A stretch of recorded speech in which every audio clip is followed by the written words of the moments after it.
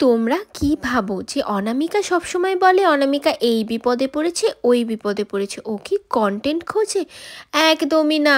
কখনো ব্রাইডের রুমে আলমারি নিয়ে টানাটানি, কখনো আমার রিং লাইট ভেঙে যাওয়া, কিছু না কিছু প্রবলেম যেন আমার সাথে হতেই থাকে। কিন্তু আমাদের মেকআপ আর্টিস্টদের তো এইসব যুদ্ধ জয় করতেই হবে। তো দিনটা ছিল 24শে জানুয়ারি, আর যেই দিন ছিল গণবিবাহর দিন। আর ওই দিনের আমার লোকেশন ছিল নবদ্বীপেই। আর নবদ্বীপের এত জ্যামের কারণে আমি ওই দিন আর আমার বাহনকে নিয়ে যাইনি, আমি টোটো করে চলে গেছি আমার লোকেশানে।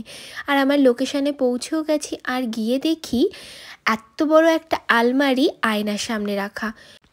কাজ করতে কতটাই না অসুবিধা হবে, সেই কারণে একদম আলমারি সরিয়ে আমি আমার জায়গা বানিয়ে নিলাম।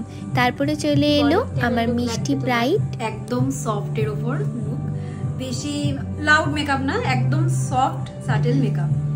আর বাদ বাকিটা তোমার উপর ছেড়ে দিয়েছি। তো তোমরা শুনেই নিলে ওর কেমন লুক লাগবে, সেই মতোই আমি ওকে রেডি করতে শুরু করে দিয়েছি।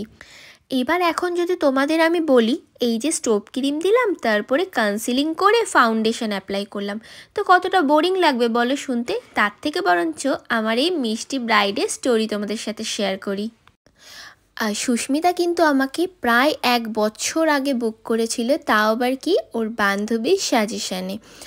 ওর ফ্রেন্ডকে আমি আগের ইয়ারের 15 ডিসেম্বর মেকআপ করেছিলাম, তো ওর লুকটা এত পছন্দ হয়েছিল, তো ওকে বলেছিল তুই চোখ বন্ধ করে অনামিকাকে বুক করতে পারিস। তো এগুলো যখন আমার ব্রাইড আমাকে বলছিল, সত্যি আমার খুব ভালো লাগছিল। রেড হোয়াইট আর চন্দন দিয়ে কলকা করে দিয়েছি, খুব সুন্দর লাগছে। পছন্দ হয়েছে তো? পছন্দ হয়েছে। এখন চুলটা বাদলে আরো অন্যরকম লাগবে, খুব সুন্দর লাগছে। তখন না একরকম লাগছিল, তখন হোয়াইট হোয়াইট ফার্স্টেই না, ওই কারণে। এখন পুরো মেকআপটা পুরো, আইটাও দেখো একটু বড় লাগছে, বেশি টানলে তো তোমাকে আর এখন হচ্ছে তোমার মেকআপটা বন্ধ করলাম না এটা, এখন মেকআপটা না পুরো একদম স্কিনের সঙ্গে একদম ঠিক আছে। চলে প্রত্যেকটা মেকআপ আর্টিস্টের কাছে সত্যি এটা অনেক পাওনা বলে মনে হয় যে ক্লায়েন্টের রিভিউতে নেক্সট ব্রাইডালে কেউ তাকে বুক করছে।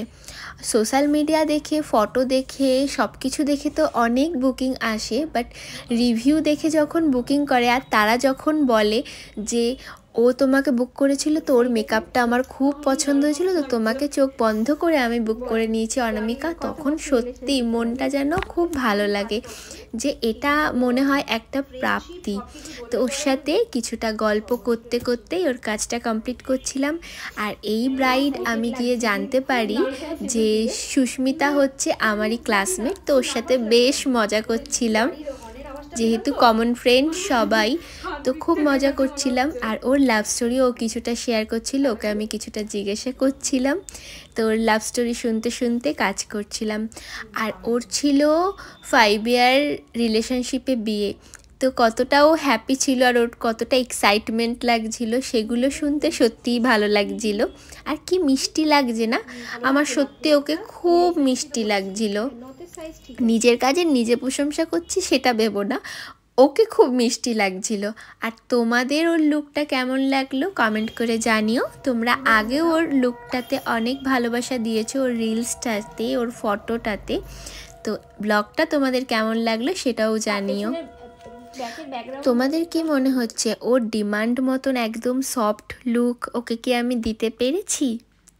কেমন লাগলো? খুব সুন্দর হয়েছে, মানে আমি যেমন চেয়েছিলাম তার থেকে অনেক অনেক গুণ ভালো। আর আমি তোমার উপর তো সব ছেড়েই দিয়েছি একদম। আমি থ্যাংক ইউ অনামিকা, এত সুন্দর আমার স্পেশালিটি এটাকে এত সুন্দর করার জন্য। থ্যাংক ইউ তোমাকেও।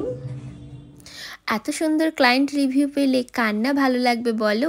আর এই যে মিরারের এই ভিডিওটা দেখে মনে হচ্ছে না আমি খুব খুশি, সত্যিই আমি খুব খুশি। তো ওর সাথে দেখা করে আমি বেরিয়ে পড়লাম আমার লোকেশানে।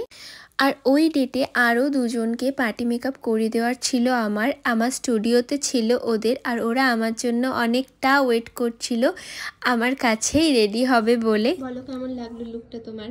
আমার খুবই ভালো লেগেছে, সবকিছু পছন্দ হয়েছে? অনেক দিন ধরে ইচ্ছা ছিল তোমার কাছে সাজার। ভালো লেগেছে? Thank you.